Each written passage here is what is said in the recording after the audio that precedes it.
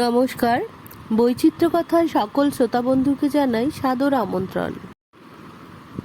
গল্প ফাল্গুনী মুখোপাধ্যায়ের লেখা এই মধুরাত, পর্ব 2। উদ্বিগ্ন হয়ে সবিতা প্রশ্ন করে, কিভাবে এই অঘটন ঘটল? সে এক করুণ ইতিহাস, নাইবা শুনলেন।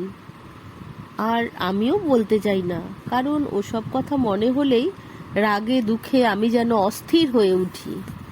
মৃণাল প্রসঙ্গ পাল্টিয়ে বলে, যাকগে, আমার সম্বন্ধে তো অনেক কিছুই শুনলেন, এবার আপনার পরিচয় পর্ব শুরু হোক। পরিচয় দেবার মতো এমন কিছু বিরাট আমি নই। নাম সবিতা ব্যানার্জি, কলেজে পড়ি, ব্যাস এই হয়ে গেল। বাহ, একদম সংক্ষেপেই পরিচয়টা সেরে ফেললেন। তা আপনারা কয় ভাই বোন, বাবা কি করেন? ভাই নেই, আমরা 3 বোন, আমি মেজো। বাবা ফার্স্ট ক্লাস গভর্নমেন্ট কন্ট্রাক্টর। হঠাৎ খেয়াল হতেই মৃণাল বলে, দেখুন, এতক্ষণ গল্পে গল্পে ভুলেই গেছি, আপনি আমার বাসায় এসেছেন। কি খাওয়াই বলুন তো? নিজে খাই তো হোটেলে। সে যাক, চা খাবেন? না না, আপনাকে ব্যস্ত হতে হবে না মোটেই, আমি খেয়ে বেরিয়েছি। আর তাছাড়া খাওয়াতে কি এসে যায়? আপনি বসুন, আমি একটু আসছি। এই বলে সবিতা বেরিয়ে যায়।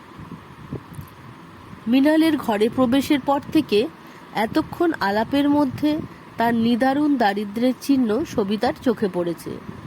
এত দারিদ্র্যের মধ্যে মানসিক সংঘাতে অবিরত আচ্ছন্ন থেকেও মৃণালের কণ্ঠ থেকে যে সুর সবিতা শুনেছেন, তাতে মনে হয় আশ্চর্য না হয়ে পারেনি। ক্রমশ যেন মৃণালের প্রতি সবিতার আকর্ষণ অজান্তেই বেড়ে চলেছে। সবিতার ক্ষণিক অনুপস্থিতির সুযোগে মৃণাল ঘরটা মোটামুটি গুছাতে চেষ্টা করে। গুছাবার অবশ্য বিশেষ কিছুই ছিল না, তবু জামা প্যান্টটা একটু ভালো করে ভাঁজ করে রাখলো, তক্তপোষের চাদরটা ঝেড়ে আবার পাতলো। ঘরে চেয়ার টেবিলের বালাই নেই, কাজে ঝামেলাও কিছু নেই। কুজো থেকে 1 গ্লাস জল ঢেলে খেয়ে নিল। হাত মুখটা ধুয়ে গামছা দিয়ে মুছতে মুছতে তক্তপোষে বসতে যাবে, অমনি দেখতে পায় সবিতা আসছে। হাতে একটা প্লাস্টিকের ব্যাগ, তাতে ভর্তি করা নানান দামি দামি ফল। সবিতা ঘরে ঢুকেই বলে, আসুন, খাওয়া গল্প দুটোই একসঙ্গে চলুক।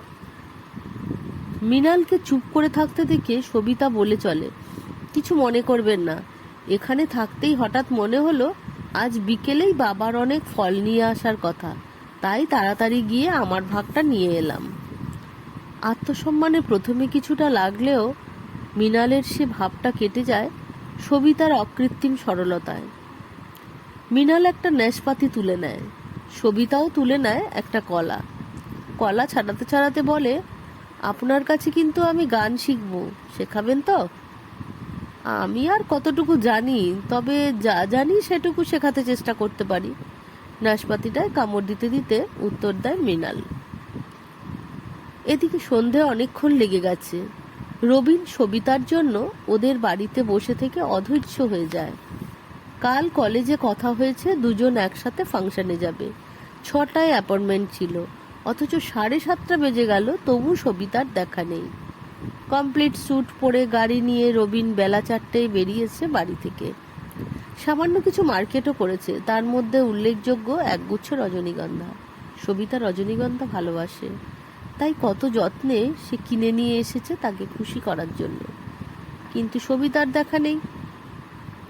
এদিকে ফাংশনেরও সময় হয়ে এলো। বসে থেকে আর বারে বারে রিস্ট ওয়াচের দিকে তাকিয়ে যখন রবিন একেবারে ছটফট করতে শুরু করেছে, সেই সময় বাড়ির চাকর মধু ওর জন্য 1 কাপ চা নিয়ে এলো। চায়ের কাপটা টিপটের উপর রাখতে না রাখতেই রবিন প্রশ্ন করলো, এই মধু, মেজ দিদিমণি কোথায় গেছে বলতে পারিস? কোথাও তো যায়নি, মধু নির্বিকার চিত্তে উত্তর দেয়। তবে যে মাসিমা বললে সবিতা কোথায় গেছে বলে যায়নি? ঠিকই বলেছেন। রবিন অবাক হয়, তারপর বলি মাথাটা তো ঠিক আছে তো? আজ্ঞে হ্যাঁ, বিলকুল। আর মাথা ঠিক না থাকলে কি এই বাড়ুজ্জে বাবুর বাড়িতে চাকরি থাকতো আমার? পিটিয়ে বের করে দিত না কবে? তারপর শুল পাটলিয়ে মধু বলে, কথাটা হচ্ছে কি জানেন, দিদিমণি কোথাও যাওয়ার মতো করে যায়নি। যাওয়ার মতো করে যায়নি কি রে? রবিন আরও অবাক হয়ে প্রশ্ন করে।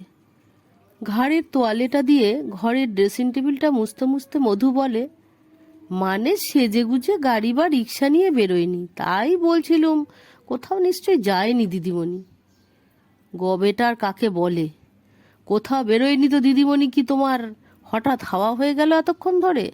রবিন যেন অযথাই রেগে গিয়ে প্রশ্ন করে।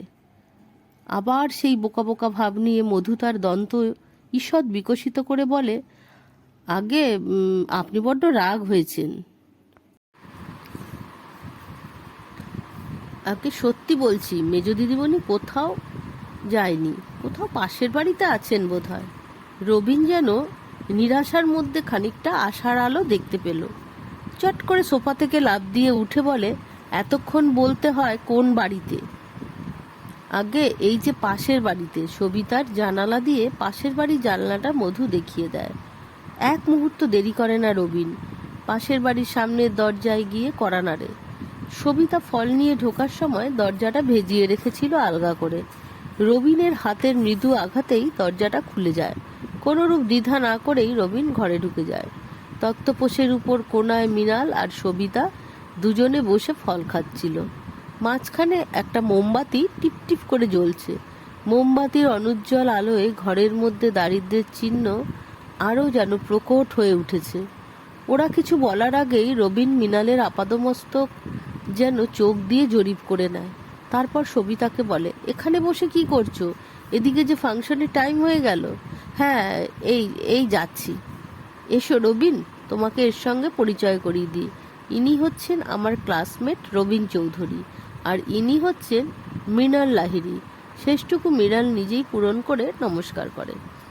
অত্যন্ত অনিচ্ছা ও অবজ্ঞার সুরে যেন রবিন এই জীর্ণ পোশাক পরিহিত লোকটিকে নমস্কার জানায়। সবিতা বলে, জানো রবিন, মৃণালবাবু এত সুন্দর গান জানেন, তুমি শুনলে আশ্চর্য হয়ে যাবে। ও আচ্ছা, সময় পেলে একদিন শুনতে চেষ্টা করব। চলো চলো, দেরি হয়ে যাচ্ছে। রবিন সবিতাকে তাড়া দেয়।